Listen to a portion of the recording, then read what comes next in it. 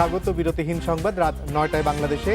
সঙ্গে আছি আমি অনিমেষ কর এবং সাথে আছে আমি মাহমুদা মমিতা। আর জানিয়ে দিচ্ছি শিরোনামগুলো। এক দশকে দেশ থেকে 4.5 লাখ কোটি টাকা পাচার, দুদককেও দুর্নীতিমুক্ত হওয়ার তাগিদ রাষ্ট্রপতি।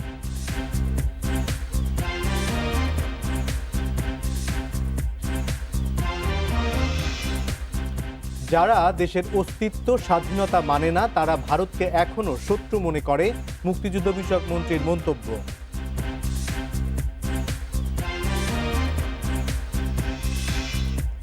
খালেদা জিয়ার বিদেশি চিকিৎসার দাবিতে মানববন্ধন, আদালতের এখতিয়ার সরকারের হাতে নেই বললেন দুই মন্ত্রী।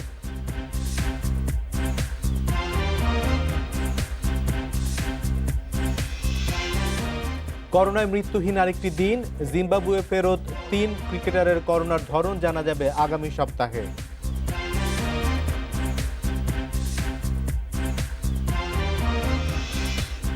এবং আগামী বছরের ডিসেম্বরে উত্তরা থেকে আগারগাঁও মেট্রো রেলে যাত্রী চলাচল, জানিয়েছে প্রকল্প পরিচালক।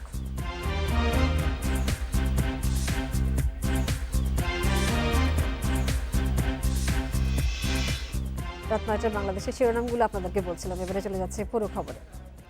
10 বছরে দেশ থেকে অর্থ পাচার হয়েছে 4.5 লাখ কোটি টাকা। আন্তর্জাতিক দুর্নীতি বিরোধী দিবসে শিল্পকলায় দুদকের এক অনুষ্ঠানে এই তথ্য জানিয়েছেন কমিশনার মোজাম্মেল হক খান। এতে ধারণকৃত ভাষণে রাষ্ট্রপতি আব্দুল হামিদ বলেছেন, শুধু অন্যদের দুর্নীতি ধরলেই হবে না, দুর্নীতিমুক্ত হতে হবে দুদককেও। জাতীয় পতাকা উত্তোলনের মাধ্যমে আন্তর্জাতিক দুর্নীতি বিরোধী দিবসের উদ্বোধন করেন দুদক চেয়ারম্যান মঈন উদ্দিন আবদুল্লাহ। এরপর বেলুন উড়িয়ে উৎসবের সূচনা হয়। প্রতি বছরের মতো এবারও রাজধানীর ইঞ্জিনিয়ার্স ইনস্টিটিউটের সামনে দুদকের নেতৃত্বে মানববন্ধনে দাঁড়ায় বিভিন্ন সংগঠন ও নানা শ্রেণী পেশার মানুষ। দিবসটি উপলক্ষে শিল্পকলায় আয়োজিত আলোচনা সভায় দুদকের অনুসন্ধান বিভাগের কমিশনার জানান, অর্থ পাচার সবচেয়ে বড় দুর্নীতি। আর চেয়ারম্যান বলেন, শুধু দুর্নীতিমুক্ত থাকার কথা বললেই হবে না, নিজেকেও দুর্নীতিমুক্ত রাখতে হবে। সরকারি কর্মচারীদের দুর্নীতিগ্রস্ত করতে লোভী ব্যক্তিগণ প্রলুব্ধ করে এবং ক্ষমতার শালীগণ ভীতু প্রদর্শন করে। সুইস ব্যাংক যেটা আমরা বলছি, বাংলাদেশিদের মোট সঞ্চয়ের পরিমাণ দাঁড়িয়েছিল 60 কোটি 30 লাখ ফ্রাঙ্ক। 2018 সালে হয়েছিল 5,559 কোটি টাকা। বলা হয়েছে সংবাদ মাধ্যমের মাধ্যমে যে হিসাব নিকাশ করে দেখা গেছে 12টি বেসরকারি ব্যাংকের পরিশোধিত মূলধনের সমান। যে লোক আমার টাকা পাচার করে বিদেশে আমার টাকা নিয়ে ঋণ খেলাপি হয় আর সেই টাকা কখনো দেয় না, তাকে জেলে রেখে আমি ভাত খাওয়াচ্ছি, আমার জনগণ ট্যাক্স দিই। আলোচনার বিশেষ অতিথি প্রধান বিচারপতি বলেন, তদন্ত বিচারের প্রাণ, তাই তদন্তকারী প্রতিষ্ঠান হিসেবে দুদককে মামলায় আরও গুরুত্ব দিতে হবে। টাকা হলে সবকিছু সম্ভব, এ ধারণাকে চিরতরে মুছে দেওয়ার জন্য আমাদের সকলের নিরন্তর প্রচেষ্টা অব্যাহত রাখতে হবে। আন্তর্জাতিক দুর্নীতি বিরোধী দিবসের অনুষ্ঠানে প্রধান অতিথি হিসাবে রাষ্ট্রপতি আব্দুল হামিদ বলেন, অন্যের দুর্নীতি ধরার পাশাপাশি দুদককেও দুর্নীতিমুক্ত হতে হবে। অন্যের দুর্নীতি চিহ্নিত করে বিচারের আওতায় আনার পূর্বে নিজেদের অনিয়ম ও অসততা দূর করতে হবে। যারা রাষ্ট্র কর্তৃক অর্পিত দায়িত্ব ও ক্ষমতার অপব্যবহার করবে তাদের কঠোরভাবে নিয়ন্ত্রণ করে প্রচলিত আইনের মাধ্যমে বিচারের আওতায় আনতে হবে। 2003 সালে 9 ডিসেম্বর আন্তর্জাতিক দুর্নীতি বিরোধী দিবস হিসেবে ঘোষণা করে জাতিসংঘ। 2017 সাল থেকে দিবসটি দুদকের আয়োজনে সারা দেশে পালিত হয়ে আসছে। রিশাদ হুদা, ইন্ডিপেন্ডেন্ট নিউজ, ঢাকা। দুর্নীতি মামলায় বিএনপির এমপি হারুনুর রশিদের 5 বছরের দণ্ড বাতিল চেয়ে করা আপিল খারিজ করে রায় দিয়েছে হাইকোর্ট। তার 16 মাসের কারাবাসকে সাজাভোগ বিবেচনা করায় তাকে আর জেলে যেতে হচ্ছে না। তবে তার এমপি থাকা প্রশ্নে দ্বিমত করছেন দুপক্ষের আইনজীবী। 2005 সালে শুল্কমুক্ত সুবিধায় কেনা গাড়ি বিক্রিতে নিয়ম মেনে এমপি হারুনুর রশিদ শুল্ক না দেওয়ায় মামলা করে দুদক। ওই মামলায় 2019 সালে হারুনকে 5 বছর, এনায়েতুর রহমান বাপ্পিকে 2 ও ইশতিয়াক সাদেককে 3 বছরের কারাদণ্ড দেয় আদালত। পরে এ রায়ের বিরুদ্ধে হাইকোর্টে আপিল করেন তারা। বৃহস্পতিবার ওই আপিল খারিজ করে হাইকোর্ট। রায়ে বলা হয়েছে, এমপি হারুনের কারাগারে থাকার 16 মাস সাজা ভোগ বলে বিবেচিত হবে। এতে তাকে আর জেলে যেতে হবে না। তবে দুদক আইনজীবী বলছেন, এ রায়ে এমপি থাকার যোগ্যতা হারিয়েছেন হারুন। 16 মাসের যেটা সাজা, ওনার সাজা 5 বছর। 5 বছরের সাজার বিরুদ্ধে আপিল খারিজ, সাজা বহাল, সেন্টেন্সটা সার্ভড আউট করছে। আমি মনে করি আমার নিজস্ব আমার আইনি ব্যাখ্যা সেটা অবশ্য সাবজেক্ট টু জুডিশিয়াল স্ক্রুটিনি। উনি hit by article 66(2)(d) of the constitution. কাজে উনি সংসদ সদস্য হিসেবে ওনা আর থাকার যোগ্য নাই। তবে হারুনের আইনজীবীর দাবি, 16 মাস কারাভোগ সাজা হিসেবে বিবেচনা করায় তা 2 বছরের কম, তাই সংসদ সদস্য থাকতে বাধা নেই। যেহেতু 16 মাস সাজা বহাল রয়েছে, তার সংসদ থাকতে বা সংসদ নির্বাচন করতে কোনো বাধা নাই, আইনগত কোনো বাধা নেই, সাংবিধানিক কোনো বাধা নেই। কারণ কমপক্ষে 2 বছর সাজা হতে হবে, খাটতে হবে, বা 2 বছর সাজা হতে হবে। এছাড়া হারুন অর রশিদকে নির্দোষ দাবি করে সর্বোচ্চ আদালতে আপিল করার কথাও জানিয়েছেন তার আইনজীবী। তিনি সুপ্রিম কোর্ট আপিল করবেন। জান্নাতুল ফেরদাউস তানভি, ইন্ডিপেন্ডেন্ট নিউজ, ঢাকা। বিভিন্ন আইন করার পরও নারীর প্রতি সহিংসতা পীড়াদায়ক বলে আক্ষেপ করেছেন প্রধানমন্ত্রী শেখ হাসিনা। এজন্য মানসিকতার পরিবর্তন করে নারীদের সহযোদ্ধা হিসেবে ভাবার পরামর্শ দিয়েছেন তিনি।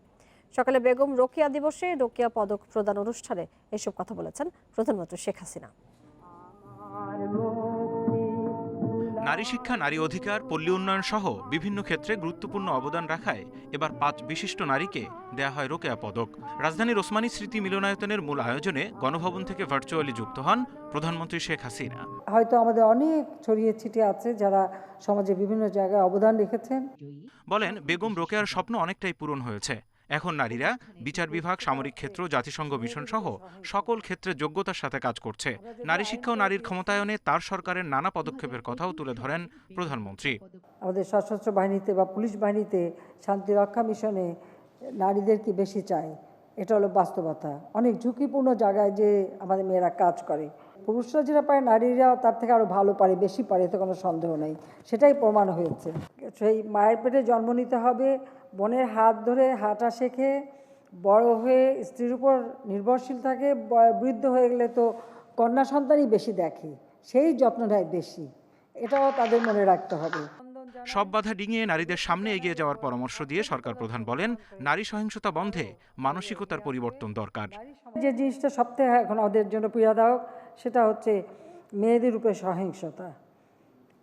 আমরা যদিও আইন করে দিয়েছি, শুধু আইন করলে হবে না, এখানে মানসিকতাটাও বদলাতে হবে, চিন্তা চেতনায় পরিবর্তন আনতে হবে, এবং বিশ্বাসটা হচ্ছে সবচেয়ে বড় জিনিস। এই বিশ্বাসটা করতে হবে যে নারীরা শুধু ভোগের বস্তু না, নারীরা সহযোদ্ধা, নারীরা সহযোগী, সহযাত্রায় চলতে হবে, সমান অধিকার দিতে হবে। এটা হলো বাস্তবতা। প্রধানমন্ত্রী জানান, প্রতিবন্ধী ও তৃতীয় লিঙ্গের মানুষদের কোনো বেসরকারি প্রতিষ্ঠান চাকরি দিলে বিশেষ প্রণোদনা দেয়া হবে। কারণ সমাজে কেউ যেন অবহেলিত না থাকে, কেউ যেন পিছিয়ে না থাকে, সেটাই আমাদের লক্ষ্য। Zahidul Bashar, independent news, Dhaka. যারা দেশের অস্তিত্ব, স্বাধীনতা মানে না, তারাই ভারতকে এখনো শত্রু মনে করে বলে মন্তব্য করেছেন মুক্তিযুদ্ধ বিষয়ক মন্ত্রী আকম মোজাম্মেল হক। ভারতের সঙ্গে সুসম্পর্ক শুধু প্রতিবেশী নয়, রাজনৈতিক কারণেও প্রয়োজন বলে জানান তিনি। বৃহস্পতিবার ঢাকায় সম্প্রীতি বাংলাদেশ আয়োজিত অনুষ্ঠানে সব কথা বলেন মন্ত্রী। স্বাধীনতার সুবর্ণ জয়ন্তীতে বাংলাদেশ ভারত সম্পর্কের 50 বছর উপলক্ষে মৈত্রীর বন্ধনে সুবর্ণ সম্প্রীতি শীর্ষক আলোচনা সভার আয়োজন করে সম্প্রীতি বাংলাদেশ। রাজধানীর সিরডাপ মিলনায়তনে এই আলোচনা সভায় যোগ দেন বাংলাদেশে নিযুক্ত ভারতের হাইকমিশনার সহ বিভিন্ন শ্রেণী পেশার প্রতিনিধিরা। We seek no more than friendship with proud Bangladeshis. Contrary to what people tell you, a Bangladeshi who stands up and says, I'm Bangladeshi, I'm proud to be Bangladeshi, is a Bangladeshi who is a friend of mine. We need no more friends than that. প্রধান অতিথির বক্তব্যে মুক্তিযুদ্ধ বিষয়ক মন্ত্রী বলেন, ধর্ম ব্যবসায়ীরা ভারত বাংলাদেশের সুসম্পর্ক নষ্টের ষড়যন্ত্র করছে, তবে তারা কখনো সফল হয়নি। এখনো তাদের এবং তাদের ওই বংশধররা, ওই চিন্তার চেতনার লোকেরা, ওই ধারাবাহিকতায় এখনো সেই অপশক্তি সবসময় আছে, এই মিথ্যাচার করে, অপপ্রচার করে, এই বন্ধুত্বে ফাটল ধরানোর জন্য। বক্তারা দাবি করেন, ভারত বাংলাদেশকে সহযোগিতা না করলে 9 মাসে কখনো দেশ স্বাধীন হতো না। ভারত আমাদের পরীক্ষিত বন্ধু। মহা দুর্জয়ে দুর্বিপাকে আমাদের ক্রান্তিকালে ভারতের জনসাধারণ, ভারতের সরকার যে আন্তরিকতা দেখিয়েছেন, এটা কৃতজ্ঞতার সঙ্গে আমরা অবশ্যই মনে রাখি। স্বাধীনতা বিরোধী মৌলবাদীরা আর ক্ষমতায় আসতে পারবে না বলেও মন্তব্য করেন বক্তারা। আমার সঙ্গে তার ছেলে মাহমুদ শরীফ, ইন্ডিপেন্ডেন্ট নিউজ, ঢাকা। 3 দিনের রিমান্ড শেষে রাজশাহীর কাটাখালী পৌরসভার মেয়র আব্বাস আলীকে কারাগারে পাঠানো হয়েছে। বঙ্গবন্ধু শেখ মুজিবুর রহমানের মুরাল স্থাপনে আপত্তি জানানো এই ডিজিটাল নিরাপত্তা আইনে গ্রেপ্তার হয়েছেন তিনি। এর আগে সকালে তাকে আদালতে হাজির করা হয়। পুলিশ জানিয়েছে, রিমান্ডে থাকাকালীন মেয়র আব্বাস আলীর নমুনা ভয়েস সংগ্রহ করা হয়েছে। ভাইরাল হওয়া বক্তব্যের সঙ্গে তা মিলিয়ে দেখতে পরীক্ষার জন্য ল্যাবে পাঠানো হবে। সেই সাথে আব্বাসের দেওয়া তথ্যের ভিত্তিতে তারা ঘনিষ্ঠ রফিকুল ইসলামকে গ্রেপ্তার করা হয়েছে। গত 19 নভেম্বর বঙ্গবন্ধুর মুরাল স্থাপন নিয়ে আপত্তিকর মন্তব্য সামাজিক যোগাযোগ মাধ্যমে ছড়িয়ে পড়ে।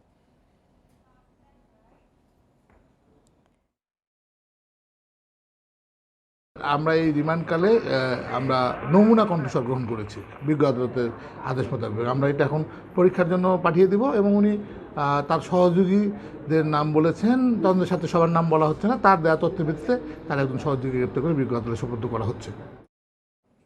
শরীয়তপুরে বিএনপি নেতা মোয়াজ্জেম হোসেন আলালের বিরুদ্ধে মানহানির মামলা করেছেন উপজেলা আওয়ামী লীগ নেতা জাহাঙ্গীর হোসেন। চিফ জুডিশিয়াল ম্যাজিস্ট্রেটের আদালতে দায়ের এ মামলার এজাহারে বলা হয়েছে, 1 অক্টোবর এক আলোচনা সভায় প্রধানমন্ত্রীকে নিয়ে কটূক্তি ও কুরুচিপূর্ণ বক্তব্য দেন আলাল। দিয়েছেন সাম্প্রদায়িক উস্কানিও। পরে সেই বক্তব্য ভাইরাল হয় বিএনপির ইউটিউব চ্যানেলে ও সামাজিক যোগাযোগ মাধ্যমে। পরে মামলাটি আমলে নিয়ে আসামিকে সশরীরে আদালতে হাজির হতে নির্দেশ দেন বিচারক। মোয়াজ্জেম হোসেন আলালের বিরুদ্ধে মানহানি মামলা এবং বিজ্ঞ আদালত সেই মামলায় আসামির বিরুদ্ধে বিজ্ঞ আদালতে সশরীরে হাজির হওয়ার জন্য নির্দেশ দিয়েছেন। খালেদা জিয়ার মুক্তি এবং বিদেশি চিকিৎসার দাবিতে নয়াপল্টনে মানববন্ধন করেছে জাতীয়তাবাদী মহিলা দল। সকালে মানববন্ধন কর্মসূচি পালন করেন সংগঠনটির নেতাকর্মীরা। মানববন্ধন শেষে মিছিলের চেষ্টা করলে পুলিশ বাধা দেয় বলে অভিযোগ করেছেন নেতাকর্মীরা। পূর্ব ঘোষিত মানববন্ধনে বক্তারা অভিযোগ করেছেন, বেগম জিয়া কখনো আওয়ামী লীগের উপর নিষ্ঠুরতা করেননি, প্রধানমন্ত্রীর দেওয়া বক্তব্য সঠিক নয়। এদিকে জাতীয় প্রেস ক্লাবে এক অনুষ্ঠানে বিএনপি মহাসচিব দাবি করেছেন, খালেদা জিয়ার বর্তমান অবস্থার জন্য দায়ী সরকার। বেগম জিয়া অত্যন্ত অসুস্থ, তাকে অতি দ্রুত বিদেশে চিকিৎসার জন্য অনুমতি দেওয়ার আহ্বানও জানিয়েছেন বিএনপি নেতারা।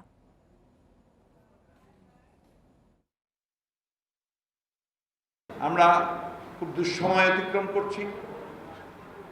আমরা বিশ্বাস করি যে অবশ্যই একদিন অন্ধকার কেটে যাবে, অবশ্যই একদিন নতুন সূর্যের উদয় হবে, অবশ্যই আমাদের দেশনেত্রী বেগম খালেদা জিয়া সুস্থ হয়ে আবার আমাদের মাঝে ফিরে আসবেন। আমাদের যে জিনিসটা এখন সবচেয়ে বেশি প্রয়োজন তা হচ্ছে আমাদের ঐক্য। আমাদেরকে গোটা জাতিকে আজকে ঐক্যবদ্ধ করতে হবে। খালেদা জিয়াকে বিদেশে পাঠানোর বিষয়ে আদালতের সিদ্ধান্ত ছাড়া স্বরাষ্ট্র মন্ত্রণালয়ের কিছু করার নেই বলে জানিয়েছেন স্বরাষ্ট্রমন্ত্রী আসাদুজ্জামান খান। এদিকে তথ্য ও সম্প্রচার মন্ত্রী ডক্টর হাসান মাহমুদ বলেছেন, খালেদা জিয়ার চিকিৎসা সুবিধা প্রধানমন্ত্রীর সহানুভূতির প্রমাণ। বৃহস্পতিবার সচিবালয়ে সৌদি আরবের রাষ্ট্রদূতের সঙ্গে সাক্ষাতের পর সাংবাদিকদের সাথে কথা বলেন স্বরাষ্ট্রমন্ত্রী। এ সময় বিএনপি চেয়ারপারসনের চিকিৎসা প্রসঙ্গে তিনি বলেন, খালেদা জিয়ার বিষয়ে আদালত যদি কোনো নির্দেশনা দেয় তাহলে সেটি পালন করা হবে। আদালতের নির্দেশের বাইরে যাওয়ার সুযোগ নেই। আইনমন্ত্রী পরীক্ষা নিরীক্ষা করে এটা পরবর্তী অ্যাকশনের জন্য যে করণীয় তিনিই করবেন। এখন পর্যন্ত আমাদের কাছে কোনো ইসের কথা, আমাদের করণীয় কথা আমাদের কাছে আসে। এদিকে আইডিইবির সম্মেলনের উদ্বোধন শেষে তথ্য ও সম্প্রচার মন্ত্রী সাংবাদিকদের বলেন, খালেদা জিয়ার চিকিৎসা সুবিধা প্রধানমন্ত্রীর সহানুভূতির প্রমাণ। এছাড়া বিএনপির যুগ্ম মহাসচিব মোয়াজ্জেম হোসেন আলালের বিরুদ্ধে মামলা প্রত্যাহারের দাবি জানিয়ে বিএনপির মহাসচিব মির্জা ফখরুল ইসলাম আলমগীর অশালীন বক্তব্যকে প্রশ্রয় দিয়েছেন বলেও মন্তব্য করেন তিনি। বিএনপি নেতা আলালের বিরুদ্ধে অশালীন বক্তব্য, অশালীন এবং অশোভন বক্তব্য দেওয়ার কারণে যে মামলা হয়েছে, সেই মামলা প্রত্যাহার করার দাবি জানানোর মধ্য দিয়ে মির্জা ফখরুল ইসলাম আলমগীর সাহেব প্রমাণ করেছেন যে তারা অশালীন অশোভন কথাবার্তা তাদের নেতাদের এটিকে প্রশ্রয় দেন। এ সময় মোয়াজ্জেম হোসেন আলালের বক্তব্যের নিন্দাও জানান তথ্য ও সম্প্রচার মন্ত্রী। অশালীন কথা যেগুলো বলছেন। Buddhadeb Kundu, independent news, Dhaka. দেশে করোনা মহামারী শুরুর পর দ্বিতীয়বারের মতো গত 24 ঘন্টায় করোনায় কারো মৃত্যু হয়নি। এর আগে গত 20 নভেম্বর প্রথমবারের মতো করোনায় মৃত্যুহীন দিন দেখে দেশ। এ পর্যন্ত প্রাণঘাতী ভাইরাসটিতে আক্রান্ত হয়ে মোট মৃত্যু হয়েছে 28,016 জনের। 848টি ল্যাবে 24 ঘন্টায় 21,496 নমুনা পরীক্ষায় করোনা শনাক্ত হয়েছে 262 জনের। পরীক্ষা বিবেচনায় শনাক্তের হার 1.22%। বৃহস্পতিবার স্বাস্থ্য অধিদপ্তরের বিজ্ঞপ্তিতে জানানো হয়েছে, দেশে মোট করোনা আক্রান্তের সংখ্যা দাঁড়িয়েছে 15,78,550 জনে। সুস্থ হয়েছেন আরও 262 জন। এ নিয়ে মোট সুস্থ 15,43,491 জন। জিম্বাবুয়ে ফেরত 3 নারী ক্রিকেটার করোনার নতুন ধরন ওমিক্রন আক্রান্ত কিনা তা আগামী সপ্তাহে জানা যেতে পারে। তাদের থেকে নমুনা সংগ্রহ করে তার জিনোম সিকোয়েন্স করা হচ্ছে। এদিকে সাউথ আফ্রিকা থেকে ফেরা সব প্রবাসী সুস্থ আছেন বলে জানিয়েছে স্বাস্থ্য অধিদপ্তর। সম্প্রতি জিম্বাবুয়েতে নারী বিশ্বকাপ বাছাই পর্বে অংশ নেয় 15 জন খেলোয়াড় সহ 25 জনের বাংলাদেশ দল। আফ্রিকায় করোনার নতুন ধরন ওমিক্রন ছড়িয়ে পড়লে মাঝপথেই ফেরত আসেন তারা। দেশে ফেরার পর সবার তৃতীয় ধাপের করোনা পরীক্ষায় শনাক্ত হন 2 নারী ক্রিকেটার। পরের পরীক্ষায় পজিটিভ হন আরও একজন। ওই 3 জন অমিক্রনে আক্রান্ত কিনা তা জানতে এরই মধ্যে জিনোম সিকোয়েন্স শুরু করেছে স্বাস্থ্য বিভাগ। আমরা ওটাকে ইনভেস্টিগেট করছি, বলার মতো এখনো কিছু পাই নাই। জিনোম সিকোয়েন্সিং এর আগে কিন্তু আরো কিছু কাজ থাকে, সেগুলো চলছে, সময় লাগবে। এইগুলা কাজ হলে জানতে পারবেন, ঠিক আছে? আইডিসিআর সেখান থেকে নমুনা সংগ্রহ করেছে, জিনোম সিকোয়েন্সিং এর কাজ চলছে। কি নাগাদ ফলাফল পাওয়া যেতে পারে? এই সপ্তাহটা লেগে যেতে পারে। 3 জন নারী ক্রিকেটার, তারা সুস্থ আছেন, ভালো আছেন, তারা একেবারেই আইসোলেশনে আছেন। আমরা ফলাফলের অপেক্ষায় আছি। এদিকে গত 1 মাসে দক্ষিণ আফ্রিকা থেকে দেশে ফেরা নিখোঁজ প্রায় 250 প্রবাসীর সন্ধান মিলেছে। করোনা পরীক্ষায় তারা সবাই সুস্থ আছেন বলে জানিয়েছে স্বাস্থ্য অধিদপ্তর। আফ্রিকার 7 দেশ থেকে এখনও যারা দেশে ফিরছেন তাদেরকে কোয়ারেন্টিনে রাখা হচ্ছে। দক্ষিণ আফ্রিকা ফেরত যে সমস্ত বাংলাদেশি নাগরিকদের খুঁজে পাওয়া যাচ্ছিল না, শেষ পর্যন্ত চিহ্নিত করা সম্ভবপর হয়েছে এবং চিহ্নিত করবার পর যে সমস্ত ব্যবস্থাগুলো নেওয়া লাগে আমরা কিন্তু সেগুলো গ্রহণ করেছি। 7টি দেশ যেখানে কমিউনিটি ট্রান্সমিশন হয়েছে সে সকল দেশ থেকে আমরা নিরুৎসাহিত করছি এবং কেউ যদি বাংলাদেশে প্রবেশ করেন তাহলে তাদেরকে 14 দিনের ইনস্টিটিউশনাল কোয়ারেন্টিনে থাকতে হবে। সাউথ আফ্রিকায় শনাক্ত হওয়া ওমিক্রন এরই মধ্যে অর্ধশতাধিক দেশে ছড়িয়ে পড়েছে। Biprojit Chanda, independent news, Dhaka. কক্সবাজারের সেন্ট মার্টিন দ্বীপে ভ্রমণের কথা বলে 4 শিক্ষার্থীকে অপহরণ করেছে রোহিঙ্গা সন্ত্রাসীরা। 7 ডিসেম্বর অপহরণের পর স্বজনদের কাছ থেকে 20 লাখ টাকা মুক্তিপণ দাবি করছে চক্রটি। স্বজনরা জানিয়েছে, পেচার দ্বীপের একটি কটেজের কর্মচারী জাহাঙ্গীর আলম এবং মোহাম্মদ ইব্রাহিমের সাথে বন্ধুত্ব হয় সোনারপাড়া উচ্চ বিদ্যালয়ের 4 শিক্ষার্থীর। পরে 7 ডিসেম্বর সকাল 10টার দিকে তাদের সেন্ট মার্টিন বেড়াতে নেওয়ার কথা বলে টেকনাফের ওয়াইকং এলাকায় নিয়ে যায় তাদের। এরপর থেকে তাদের মোবাইল ফোনে মুক্তিপণ হিসেবে 20 লাখ টাকা দাবি করা হচ্ছে। টাকা না পেলে হত্যার হুমকি দিচ্ছে অপহরণকারীরা। অভিযোগের পর তাদের উদ্ধারে অভিযানে নেমেছে পুলিশের একাধিক দল।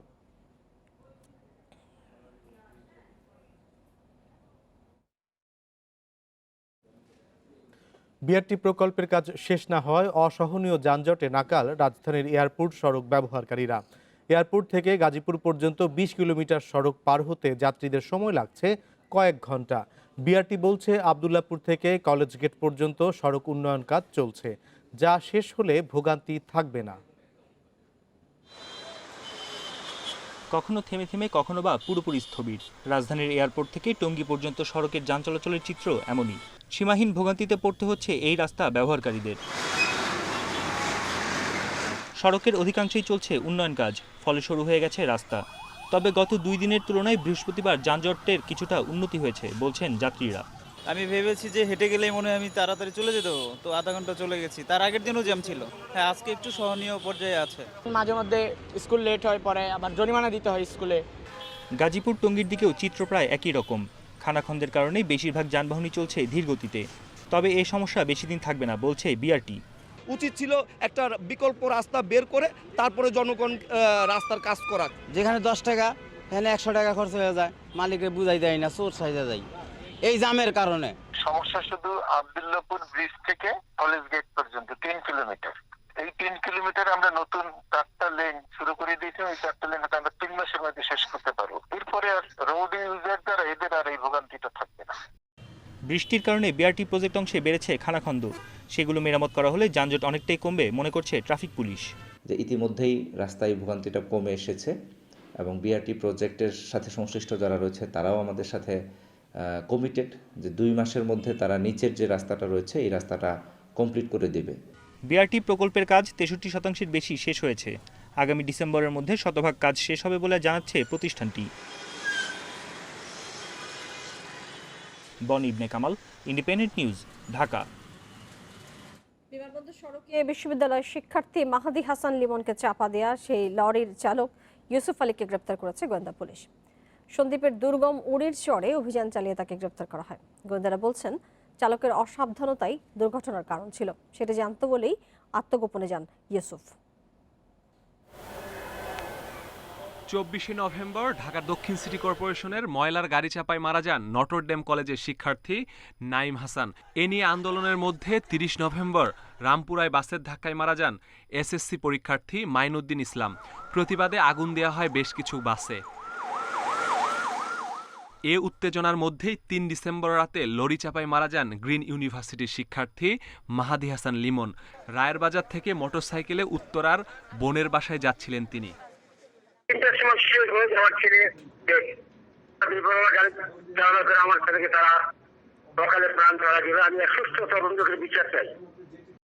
বিমানবন্দর থানায় মামলার পর তদন্তে নামেন গোয়েন্দারা।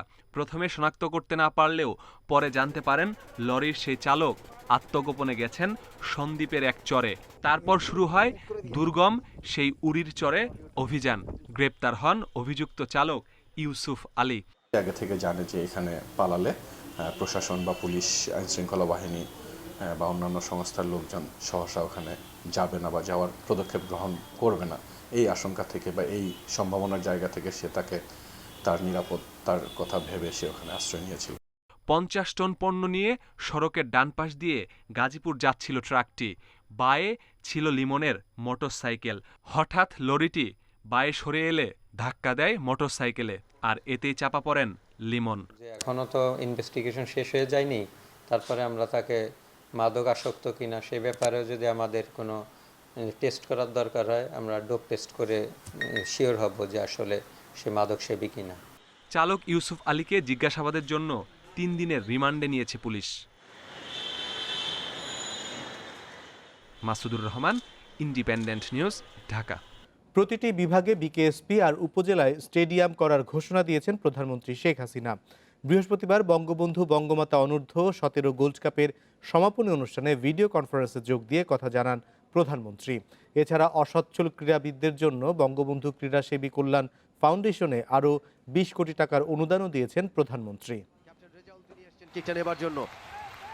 জমকালো আয়োজনে শেষ হলো বঙ্গবন্ধু বঙ্গমাতা অনূর্ধ্ব 17 গোল্ড কাপ ফুটবল টুর্নামেন্ট।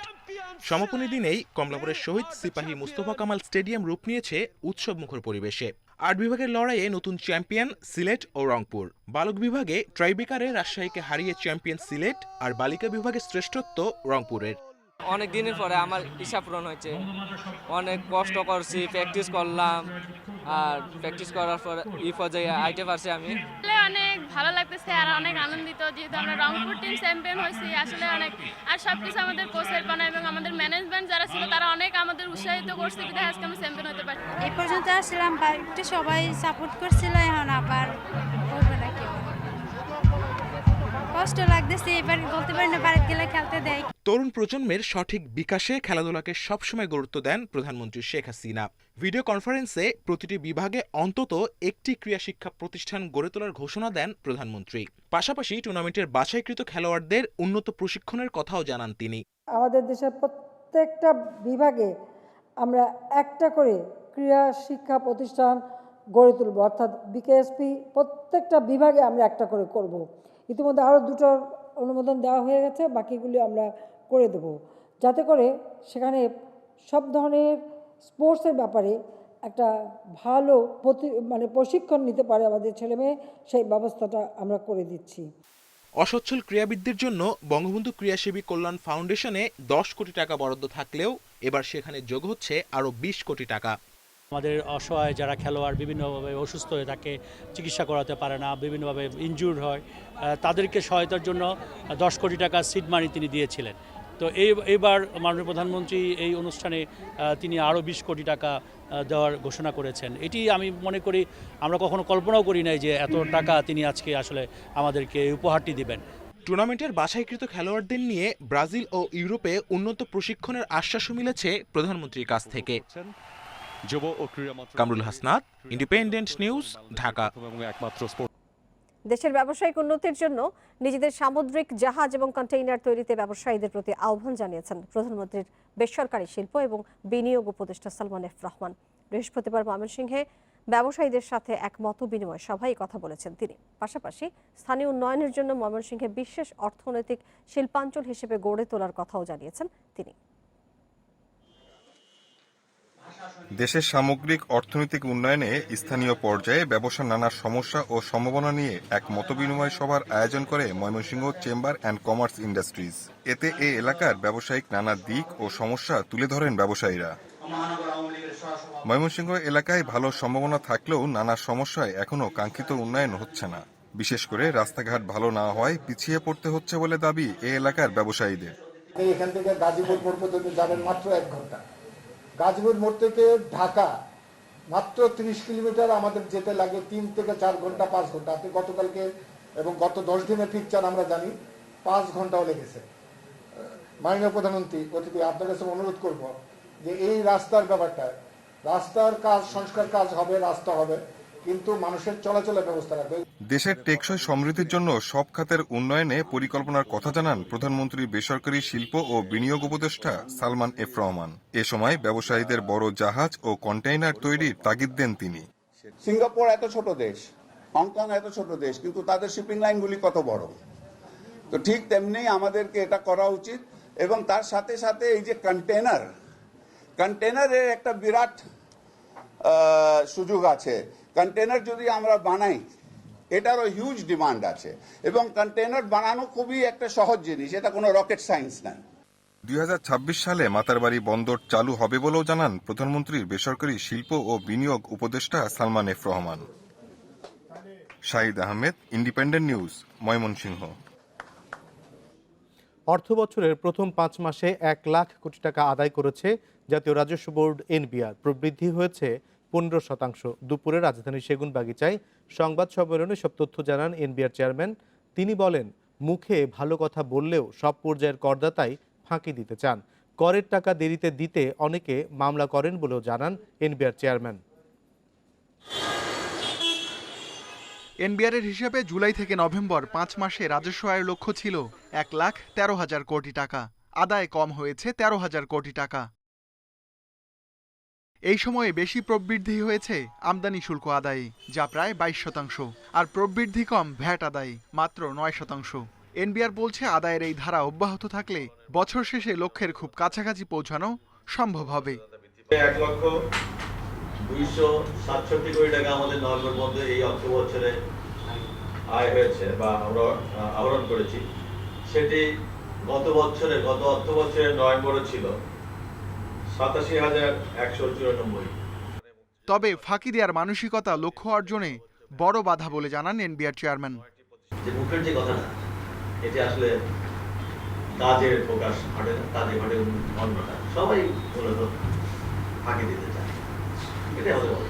সবাই মূলত যে পর্যায়ে থেকে আছে ফাঁকি দিতে চায়। সম্প্রতি রাজস্ব সংক্রান্ত মামলাগুলো পর্যালোচনা করে এনবিআর। চেয়ারম্যান জানান, আইনের জটিলতা সহ 3 কারণে মামলা বাড়ছে। যিনি আছেন, তিনি জানেন, সজ্ঞানে জানেন যে তার দাবিটি সঠিক নয়, আমার দাবিটি সঠিক। তারপরে যদি মামলা করা যায় তাহলে টাকাটা তো তখন পে করতে হয় না। দীর্ঘদিন মামলা করে যদি টাকাটাকে ঝুলিয়ে রাখা যায় তাহলে টাইম ভ্যালু অফ মানি যেটি আছে সেটার অ্যাডভান্টেজ করি। এদিকে খুচরা ভ্যাট আদায়ে ইএফডি মেশিনের ব্যবস্থাপনাগত পরিবর্তন আনা হচ্ছে বলে জানান এনবিআর চেয়ারম্যান। তিনি বলেন, নিজস্ব জনবল দিয়ে লাখো ইএফডি পরিচালনা করা সম্ভব নয়, তাই নতুন সিদ্ধান্ত নেওয়া হচ্ছে। Ruhul Amin, independent news, Dhaka. 2 দশকে দেশে অন্ধত্বের হার কমেছে 35%, তবে 30 জনগোষ্ঠীর প্রতি 100 জন এখনো অন্ধত্বের শিকার। শতকরা 19 জন ভুগছেন বিভিন্ন ধরনের দৃষ্টি প্রতিবন্ধকতায়। এসব তথ্য উঠে এসেছে জাতীয় চক্ষু বিজ্ঞান ইনস্টিটিউটের জরিপে। বৃহস্পতিবার রাজধানীতে এক অনুষ্ঠানে স্বাস্থ্যমন্ত্রী জাহিদ মালিক বলেছেন, ছানিজনিত কারণে আর যেন কেউ অন্ধ না হয় তা নিশ্চিত করতে কাজ করছে সরকার। নভেম্বর 2020 থেকে জানুয়ারি 2021 পর্যন্ত পরিচালিত জরিপে তথ্য সংগ্রহ করা হয় দেশের 64 জেলার 30 বা তার বেশি বয়সী 18,810 জন মানুষের। জরিপের তথ্য মতে দেশে বর্তমানে অন্ধ মানুষের সংখ্যা 7,52,000, যা 2000 সালে করা প্রথম জরিপের তুলনায় 35% কম। এর মধ্যে চোখে ছানি পড়ে অন্ধ হয়েছেন 70%। এছাড়া ডায়াবেটিস ও গ্লুকোমাজনিত কারণেও অন্ধ অনেকেই। 30 শতকরা 19 জন ভুগছেন চোখের নানা সমস্যায়। যে সকল হাসপাতাল যখন চালু হয়ে যাবে, সকল ক্লিনিক যখন চালু হয়ে যাবে, মানুষ যখন আরো স্বাস্থ্য সচেতন হবে, রোগীর সংখ্যা কমে যাবে, আমাদের স্বাস্থ্য সেবার মান অনেক বেড়ে যাবে। ডক্টর কত লাগবে এবং অপারেটিং সার্জন কত লাগবে, দেশের ফ্যাসিলিটিস কি ডেভেলপ করতে হবে। চশমা ছাড়া কত মানুষ চোখে দেখতেছে না, তাদের জন্য সরকারের কতগুলি চশমার ব্যবস্থা করতে হবে। এইগুলা কিন্তু ব্লাইন্ডনেস সার্ভের মাধ্যমে বেরিয়ে আসছে। পার্শ্ববর্তী দেশ ভারত, পাকিস্তান ও নেপালের তুলনায় বাংলাদেশে অন্ধত্বের হার কম। বক্তারা বলেন, জনসচেতনতার পাশাপাশি সরকারের পদক্ষেপগুলো সম্পূর্ণ বাস্তবায়ন হলে অন্ধত্বের হার অনেকটাই কমে যাবে। 1.3% ব্লাইন্ড বাংলাদেশে, সেখানে ভারতে 1.75, পাকিস্তানে 2.7। এটা আমাদেরকে অনেক দূর এগিয়ে নিয়ে গেছে। সারা বাংলাদেশে এই যে কমিউনিটি ভিশন সেন্টার যেটা স্থাপন করা হচ্ছে সেটা ছড়িয়ে দেওয়া, যাতে প্রত্যেকেই যাতে সেবা পায় এবং যাতে বাংলাদেশে একটি মানুষও অন্ধত্ব বরণ না করে এবং ক্যাটারাক্ট জনিত কারণে যদি কেউ অন্ধ না থাকে, এটা আমাদের সংকল্প। অন্ধত্বের চিকিৎসায় প্রতি উপজেলায় কমিউনিটি ভিশন সেন্টার স্থাপন সহ বিভিন্ন পদক্ষেপ নিয়েছে সরকার। Biprajit Chanda, independent news, Dhaka. মিরপুর জাতীয় চিড়িয়াখানায় প্রায় 3000 প্রাণী চিকিৎসার দায়িত্বে মাত্র একজন চিকিৎসক। বাঘ, সিংহ, কুমির, জলহস্তী থেকে জিরাফ, উট ও সরীসৃপ সহ সব প্রাণীর চিকিৎসা করেন তিনি। অথচ সিঙ্গাপুর, অস্ট্রেলিয়ার মতো দেশে প্রাণী প্রজাতি ভেদে আলাদা চিকিৎসক নিয়োগ করা হয়। চিড়িয়াখানায় প্রাণী চিকিৎসা ব্যবস্থা সংস্কারের পরামর্শ দিয়েছেন গবেষকেরা। পৃথিবীর শ্রেষ্ঠ চিড়িয়াখানার একটি সিঙ্গাপুর জু। প্রাকৃতিক আবহে এখানে রাখা হয়েছে প্রাণীদের। বিশ্বের নানা প্রান্ত থেকে আসেন দর্শনার্থীরা। এদিকে প্রায় 50 বছর বয়সী মিরপুর জাতীয় চিড়িয়াখানায় এখনও খাঁচায় চলছে প্রদর্শনী। উন্নত চিড়িয়াখানায় বাঘ, সিংহ, জিরাফ, বানর ও সরীসৃপ প্রাণীদের চিকিৎসায় আছেন আলাদা আলাদা চিকিৎসক। কিন্তু মিরপুর চিড়িয়াখানায় প্রায় 2700 প্রাণীর চিকিৎসা দিচ্ছেন মাত্র একজন চিকিৎসক। স্পেসিফিক চিকিৎসক আছে একজন, বাট ওখানে কম্পাউন্ডার আছে, ড্রেসার আছে, অ্যাটেন্ডেন্ট আছে। ট্রিটমেন্টের চাইতেও আমরা প্রতিষেধক করে আমরা ভালো রাখার চেষ্টা করব। অস্ট্রেলিয়ার বন্যপ্রাণী গবেষণা কেন্দ্র ওয়ার্ডস ক্যাম্পেইন পরিচালক ক্রিস্টিয়া হ্যারিস বলছেন, চিড়িয়াখানায় প্রাণী প্রজাতি ভিত্তিতে চিকিৎসা দিতে হয়। এর জন্য প্রয়োজন বন্যপ্রাণী গবেষক ও বিশেষায়িত প্রাণী চিকিৎসক। জরুরি চিকিৎসা দিতে হয় বলে এদের 24 ঘন্টা দেখাশোনা করতে হয়। প্রাণী প্রজাতি ভেদে আমরা বিশেষ প্রশিক্ষণ দিয়ে চিকিৎসক এবং জু কিপার গড়ে তুলি। আবার মিরপুর চিড়িয়াখানা হাসপাতালের কোয়ারেন্টিন ঘরে গড়ে তোলা হয়েছে ময়ূরের খামার। প্রাণীদের চিকিৎসা হয় খাঁচায় রেখে। দিনে 8 ঘন্টার বেশি থাকেন না চিকিৎসক। তাই গত 10 বছরে বাঁচানো যায়নি ওয়াইল্ড বিস্ট, গন্ডার, হায়ানা, চিতাবাঘ সহ বেশ কিছু প্রাণী। দুবাই চিড়িয়াখানার ব্যবস্থাপনা পরিচালক রেজা খান বলেন, মিরপুর চিড়িয়াখানা পুরনো ধারণা ও অবৈজ্ঞানিকভাবে পরিচালিত হচ্ছে।